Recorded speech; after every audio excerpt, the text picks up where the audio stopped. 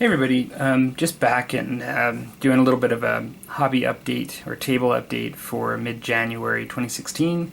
I've been sort of spread across a number of different things.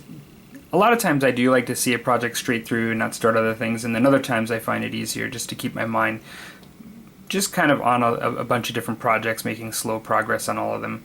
The one that I consider to be my main project right now is my Screaming Eagles, particularly the Infantry. And so I am almost finished with the first base paint.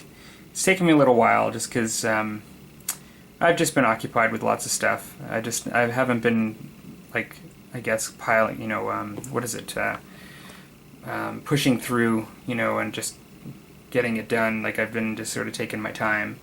And so, yeah, I still have to do, like, even for the base paint, I still have to do, like, the shoes and the backpacks and the guns and stuff, but I'm slowly but surely getting there. I do like the paint scheme. It's different than the U.S. Infantry, so I am kind of enjoying that so far, the colors, just the difference of them. Another thing that I'm doing, and I'm just going to pan the camera a bit. I think I showed this already, but I am working on my 76mm Sherman, so that's primed. I've magnetized a HMG, which is kind of cool because I don't have one of those on my other Sherman. I've got my little officer up there. I haven't put my tracks on, so I can paint all the black, essentially. And then also I have my truck that I showed, my Deuce, and I am going to put a canopy on it as well. I'm just painting. It does actually show some through in the bottom of the canopy of the wood, and I just figured I'd paint as much as I could on there before I put that on. I had put some stowage and things on that one there. I've got a little bag here, and I've got some more stowage on there. I also put gas cans on each side, and I do have a driver in there. And so looking forward to using that guy for infantry, because with all these infantry units, it is good to have extra transports, and particularly if I'm going to be playing armored platoons, because you have to have them if that's the case. And then I do have another thing. Many of you saw my Spider-Man sort of video. And I'm not rushing out to get any stuff for that at this point. It's sort of just an idea. One thing I did find out is that they aren't actually planning, at least the information we have so far is that they're not planning on doing their own book for Spider-Man. So you have to actually buy the Dark Knight book, which looks to be an awesome book if you look at it from a quality perspective. Like, I've seen reviews on the actual book itself. But those of you that saw the video, you know that I'm just not really into the Batman stuff, and so to have to buy like a book and to read all of the rules and the context of the DC Batman universe to then plan on playing Spider-Man isn't really appealing to me.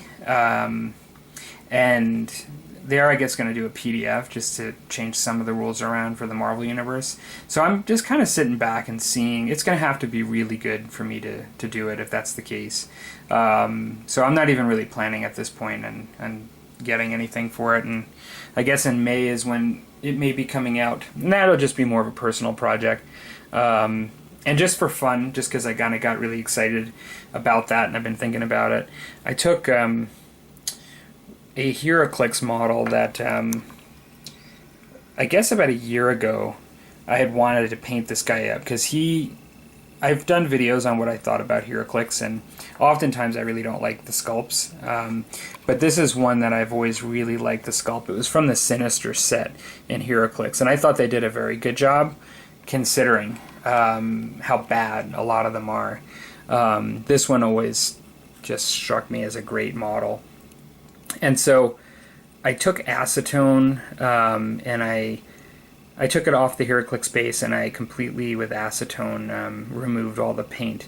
For many of you that are not like versed in these miniatures, you can't use the same stuff that we use typically to strip models on these pre-painted, manufactured HeroClix models. They require some different things, and the best way is to use actual pure acetone. You just got to be really careful. It's a much more caustic process than what we do with just using the purple power and all of that kind of stuff, detol and stuff. And so, yeah, so I primed this guy up and I prepared him for painting, and I'm just going to paint this up just for fun. Just looking forward to just doing a bit of a cartoony paint job on him and just seeing how well I can do that. I think this is a really cool model for the Rhino. Was very impressed. They actually came out with the Rhino years later for another Spider-Man set, and he wasn't half as good as this one. That's the funny thing, is sometimes it's money, I don't know, or whatever. But they, you know, their product that came out later was actually worse. This one is just, I think, really, really cool. So the only other thing that I'm working on, and as I said, I'm spread among a number of things at the moment, mostly my bolt action. But even though I'm doing bolt action, I'm really, into playing the Saga right now too. I'm going to be playing a bolt action game this weekend, and then playing some Saga next week, and the week after that, I believe. And so I've done two things for Saga, just playing around. Let me see if this is dry. Well, this isn't quite dry, but I'll show it, because I've lacquered this thing, but I've made myself a little Saga stick for measuring. And so I've actually used some polyurethane that I just had on the table, but I painted it yellow, green, yellow, and red, just to show that, and this is to show the different levels of measurement that you need in Saga. But rather than buying the sticks, I just thought I could save a little bit, because I'm always buying stuff, constantly. I'm sure everybody can sympathize. And I thought I'd save a little money and just make it myself. And then I've got two of these drying. Got some of the yellow foam. Actually, no, I'm just going to pan again, just because I've got this close up, and just going to pan to the right. So I've got some standard yellow foam that I have. I've glued it. It's actually pretty tight already. I've glued it with white glue. I've been told that the stuff in the center takes a long time to dry, but essentially I'm going to be I'm making two high elevation hills for Saga. One of them being, I believe they call it a steep grade. I'll have to look at the rules, but it's rough ground and it's a high elevation. And then I'm doing one that is open ground and a high elevation. You can use no more than one per game of either one of those types, according to the original rulebook that I have in the Viking Age. And so I'm going to be turning two of these, one into each kind. And so I'm slowly but surely going to be trying to make and procure Saga terrain, just because compared to bolt action and musket and tomahawks, it would be the one that I have the least amount of stuff for. So, sorry, I'm just going to zoom in here, show something a little bit more interesting than what I'm showing here. Yeah. So that's kind of it. That's the stuff that I'm working at over at Heresy Productions down in the room. Actually, I will mention something. Since I was talking about the Marvel stuff, here's one that, this is an old, apologize, it's dusty. This is stuff that I've been wanting to do for a long time. But I have this old HeroClix miniature that I haven't taken off the base yet, that I've wanted to do the same thing that I'm doing with the Rhino. As a matter of fact, the Rhino is really going to be a test piece, because both of them being ones that I really like. This is an old Dr. Octopus. You'll find that in some cases the paint's coated these, and some of the original detail is lost on these miniatures that HeroClix did. These are the kind of dials they're on.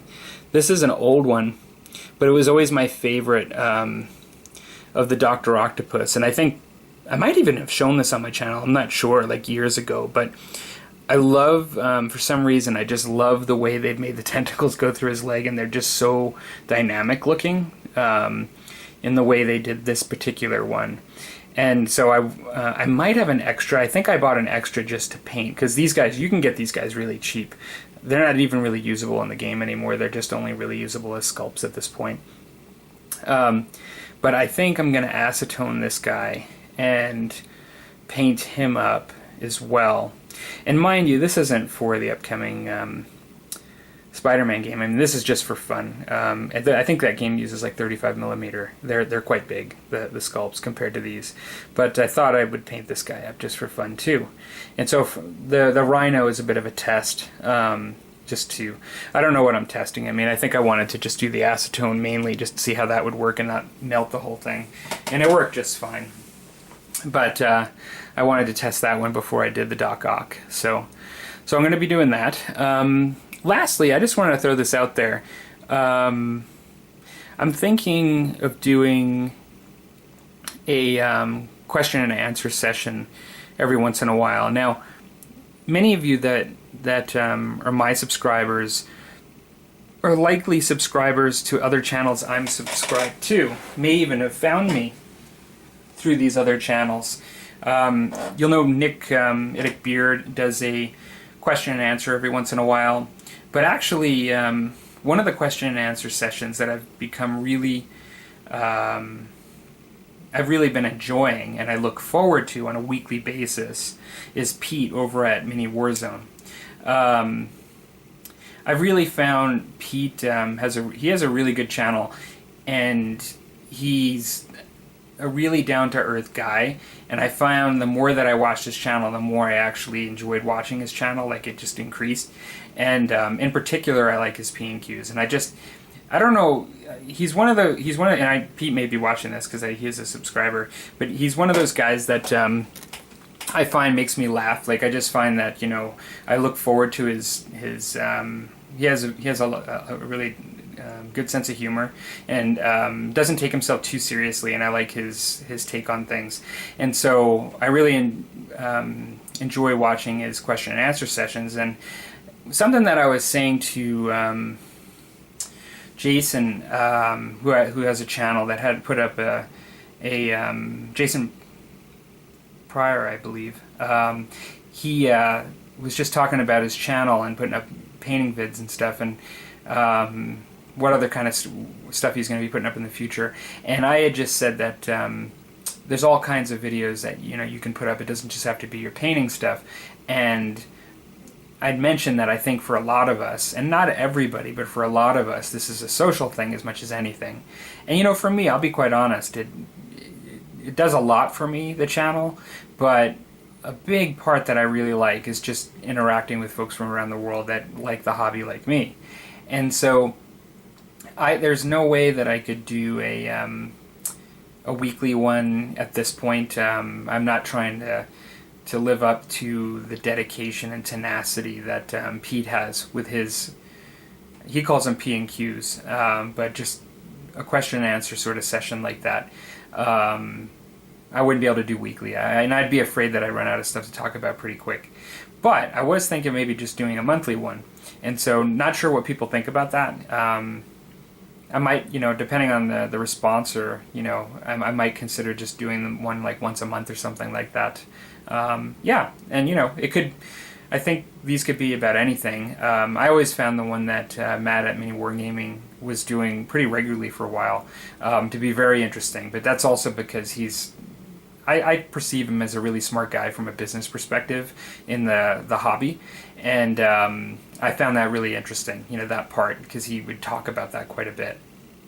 But for mine, it could be really about anything. It could be about the genres. It could be about, like, the philosophies of wargaming and what we think about stuff, because those of you that listen to my inquisitorial thoughts know that I kind of get into that quite a bit. Could just be about the games that we're doing, or just life in general of a person that's a war gamer and doing everything else that we do in life. So, okay, well, that's what is on my table, and thoughts for maybe a future format of another kind of video. Yeah, hope everybody's having a good week, and talk to you later.